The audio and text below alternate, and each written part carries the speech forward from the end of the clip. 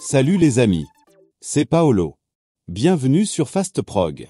Nous allons voir ensemble le copiage d'une touche de l'émetteur Top D4 FRN vers un Top 432 ou 434 NA. Pour commencer, vous pouvez obtenir les notices de vos télécommandes en scannant simplement le QR code actuellement à l'écran ou en cliquant sur le lien en description.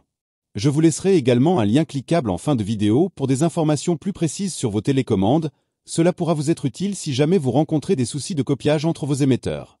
Vous y découvrirez qu'il faudra d'abord que la FRN soit en mode Top ancienne génération, afin d'être compatible avec la Top NA. Vous y trouverez aussi la procédure de changement de fréquence de la FRN, car pour que les émetteurs soient copiables entre eux, ils doivent être sur la même fréquence.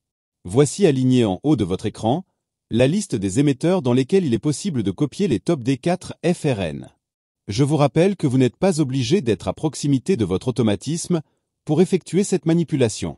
Voici représentée en bas la Top FRN déjà programmée sur votre automatisme et que vous souhaitez programmer dans une autre télécommande. Au-dessus, la nouvelle télécommande, celle dans laquelle vous désirez envoyer le code. J'ai retiré les télécommandes à 2 touches sur lesquelles le principe sera le même. Assurez-vous du bon fonctionnement de vos émetteurs en vérifiant s'ils clignotent bien lorsque vous appuyez sur ceux-ci. Si ce n'est pas le cas, contrôlez que la pile soit bien en place et en bon état.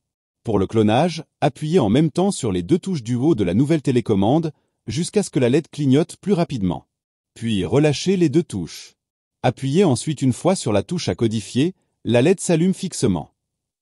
Une fois la LED allumée fixe, vous avez 10 secondes pour transmettre le code de l'émetteur déjà codifié en appuyant pendant quelques instants sur la touche à copier et en le pointant à l'arrière du nouvel émetteur.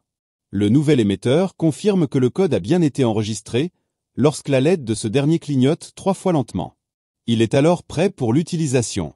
Si nécessaire, répétez les opérations 1, 2 et 3 pour codifier d'autres touches. Il ne reste plus qu'à essayer votre nouvel émetteur sur votre automatisme. Et si ça fonctionne, alors parfait.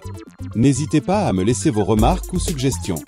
N'oubliez pas de vous abonner afin de découvrir le monde facile de FastProg et garder à portée de main une mine d'infos sur le matériel camé.